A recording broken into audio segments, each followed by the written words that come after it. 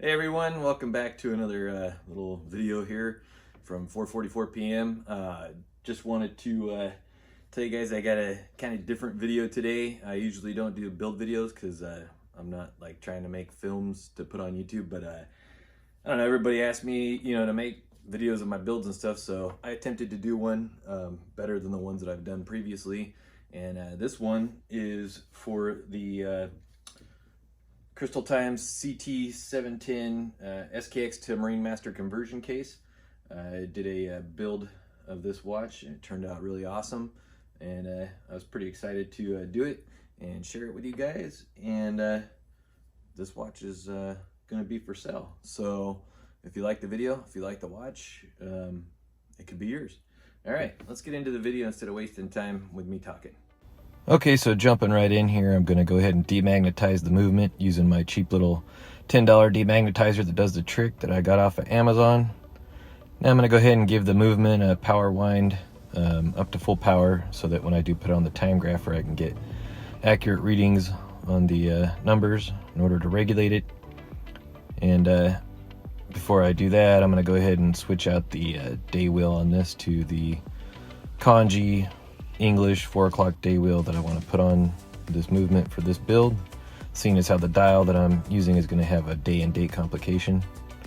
So use a razor blade to take that off, and then remove the little C clip there, pop that off with the Rodico, and then place the new day wheel on there, and then go ahead and put the C clip back on, press that down until it's clicked into place. And then go ahead and make sure it's lined up in the little gear correctly there. And then go ahead and check the function.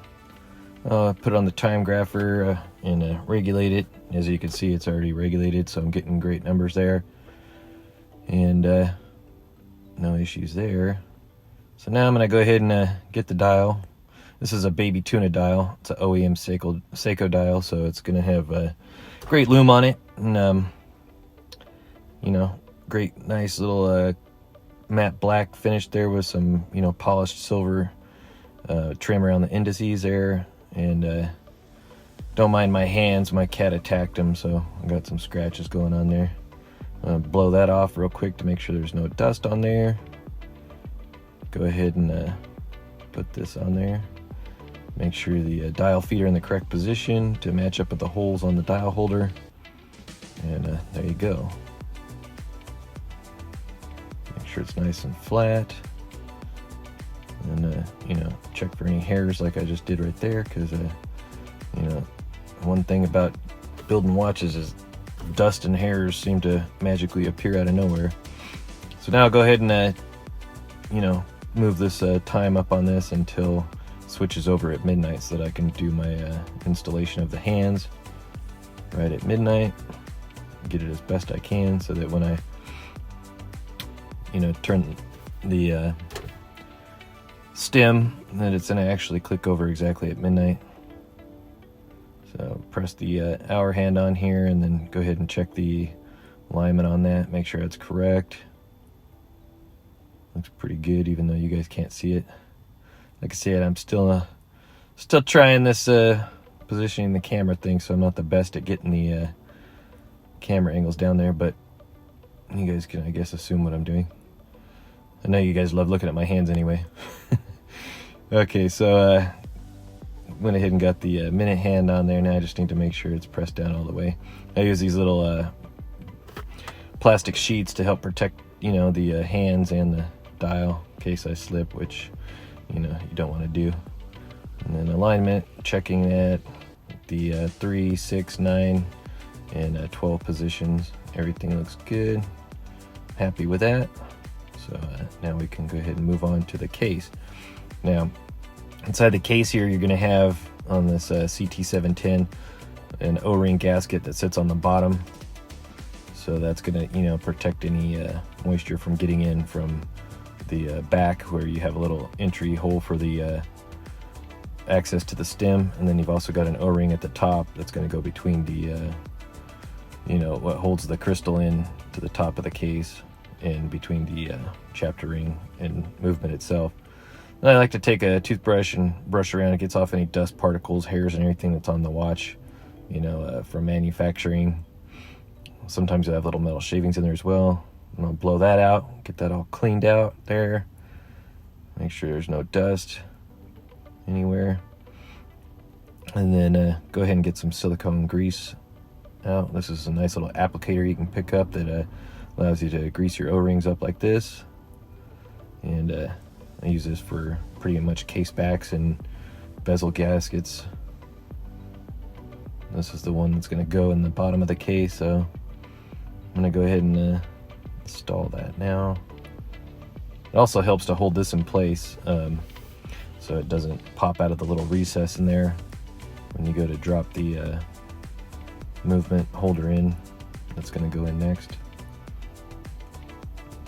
And go all the way around. Now, this is the little movement holder that's going to go inside the case here. You're going to want to make sure that that little channel that's cut out is right there where the stem is going to go through. And make sure that's nice and flush in there, lined up correctly. And then just go ahead and give it another good look over here. Now this is the ring that holds the crystal, and it's going to go on the top of the case here like that. In between that is going to go the other O-ring gasket, but that's going to go in later. So now I'm going to go ahead and get this crystal installed on this ring here. It's already got the crystal gasket inside there. I'm just checking to make sure that there's no problem with the threads. Everything looks good on it. And I'm going to be using the CT 119 crystal here with blue AR on it. And got my little handy dandy crystal press here. Got a little special setup on this so that I can do the installation of the crystal while it doesn't have to be actually done with the whole case. So I can do it separate and then, you know, install this, which makes it a little bit easier for me to control, making sure dust doesn't get underneath the crystal and on the dial. Let's go ahead and line that up and then crank this bad boy down. Get that crystal pressed into that ring. Could have probably got a better angle on this, but you guys get the idea what's going on here. You might see my head pop in there in a minute. I don't know, probably too tight of a shot, but I get down and get eye level with it when I'm doing it so I can make sure it's going nice and flush into the ring so I don't have any issues. So I should have mentioned that the movement is a CT500, which is an NH36 movement, and along with that, going to be using the CT208 matte black crown with the S logo on it. And then I'll also have the CT678 ceramic insert that's going to be paired with this crystal that I'm pressing in here. And for the bezel, I'll be using the CT237 Marine Master style matte black bezel. Okay, so crystal's all pressed in there nice. Just gotta make sure it's nice and even, everything looks good on it. I don't know, I really get mesmerized at the crystal. Love how smooth the sapphire looks on these things, and clear and cool. I'll give it a nice little cleaning there. I do it once with that one to get like most of the fingerprints off, and then this is a little bit finer of a cloth that I use to really get it nice and smooth, and then I'll give it a good dusting off with my Rodico there. Clean up any debris that got attached to the ring when I was pressing the crystal in. And then of course I'll blow it out as well. So now I got my movement. I'm going to clean that up with the Rodico as well. Make sure there's no dust on it before I install it into the case. And by the way, the case, I know I mentioned the number before, is a CT710, but it's in the matte black finish, and that is in a SKX to Marine Master conversion case, which accepts all parts that are made for the SKX 007 style watches. Okay, so I'm going to be doing the crown and stem now. On this case in particular, you want to make sure that the stem is cut to a length of 14 millimeters in order to fit this case properly. So I'm going to go ahead and check this now. I've already pre-cut it. Check it to verify and show you guys what it looks like on your micrometer when you're going to measure it. And as you can see, it's right within the range that we want to be in there. And go ahead and put some bond on this now so it'll get held in place once I screw it into the crown, and it'll secure it nice once it dries. Use my tweezers like this in order to secure the stem so it doesn't spin when I'm screwing the crown onto it. Might take me a minute to get it here though, but I'll get it. And go ahead and screw that on now.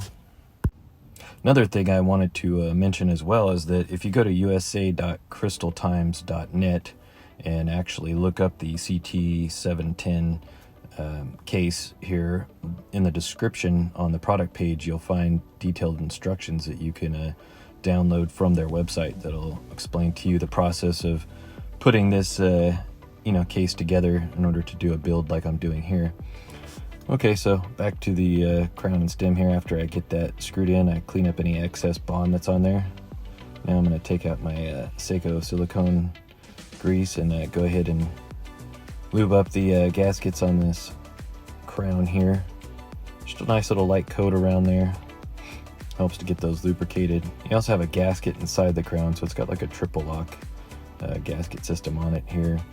And you'll see now that I'm going to take some of this silicone and go ahead and put that on the threads of the case, so it makes it screw on a lot easier. Also helps to ensure against water getting in there.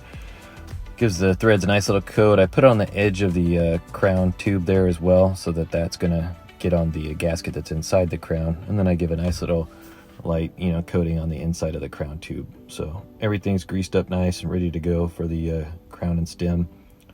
Now I'll go ahead and put the movement and dial, drop that into the case there, make sure it's nice and flush and lined up properly. And make sure you don't get any silicone grease on the dial, because then you'll spend quite a bit of time cleaning that up with some Rodico. So make sure your finger cots are always clean. Change them out as often as you need to. Go ahead and feed that crown and stem in there. Make sure it's functioning correctly. Everything looks good, so I'm going to go ahead and tighten that down now so that the dial is held in place where I want it to be for the remainder of the installation or assembly of this case, I should say. So now I'm going to take the chapter ring. The chapter ring that I'm using is the CT204 chapter ring. It's brushed silver with the etched tick marks in it. So I'm going to go ahead and line that up here with the indices on the dial. Make sure everything is lined up the way that it should be, and that it's not overlapping or sitting on top of the indices. And I got the right amount of gapping around the edges there so that it's even all the way around. And now I'm going to go ahead and put that last gasket on there, the one that sits between the crystal ring and the actual case. So go ahead and lube that up like I did the previous gasket.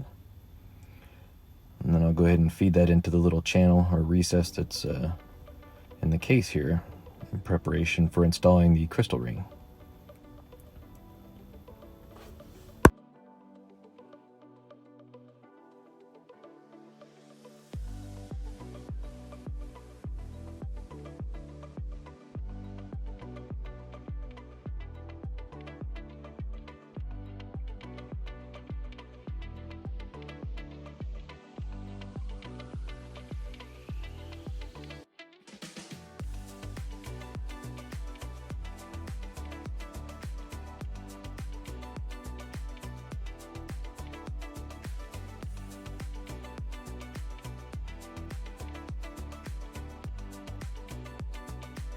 Okay, so once I've made sure that that's nice and flush inside the recessed little channel there, all the way around, and isn't going to go anywhere, I can go ahead and install the crystal ring, as I'm about to do now.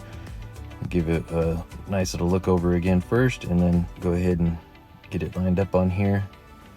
On this crystal ring, it's going to get threaded in with a left-hand thread, so it's a counterclockwise threading. And the reason being is that when you install the bezel and everything, you don't want it to spin off as you turn it. So they're going to go ahead and thread that on there, and then I'll use my case back opener in order to make sure that this is seated down properly. This is a nice little handy tool to have because it makes a tough job like this a lot easier to do. Having the proper tools is always going to be a big plus in doing any watch assembly or modding, anything like that. So it's a good investment to go ahead and do, especially if you really enjoy doing this hobby like I do. And let's get this taken care of here. There we go. It should be nice and tight. Now I'm going to go ahead and get this ready for the bezel to go on. So I'm going to go ahead and put this click spring on here. It's going to go underneath the bezel, make sure that that's got its little tabs that are in the holes on the case and is properly lined up. And now I'll check the bezel gasket, make sure that it's in its little channel or recess that's inside the bezel. Sometimes they'll come out, and when you go to press the bezel on, it'll actually pinch in between the case and the bezel, which is not a good thing. So that looks good. Now I like to take some more of that silicone grease, the SEIKO silicone grease, and put a little bit on the edges around where the lip is on the portion of the crystal ring here that the bezel is actually going to press over and be held on by. It makes it so when you spin the bezel, it's going to have a nice little lubrication, as well as coat that gasket and get the bezel seated on here and ready to be pressed on. And wouldn't you know it, I deleted the part where I pressed the bezel on and did the installation of the insert. So you're not going to see that part, but I think you guys can figure it out from there. So here's the watch all finished. Go ahead and check it again and make sure that everything spins around okay. And here it is, nice and finished and built and ready to go home to a new owner. So if anybody's interested in purchasing this watch, it is for sale. You can email me at 4:44pmwatches@gmail.com. That's 3 number 4s PM watches@gmail.com, or you can send me a DM on Instagram. Thanks for watching. I hope you enjoyed this video, and if you haven't already, go ahead and subscribe to my channel and give this video a like, and stay tuned for more. I'll try and do my best. Thanks.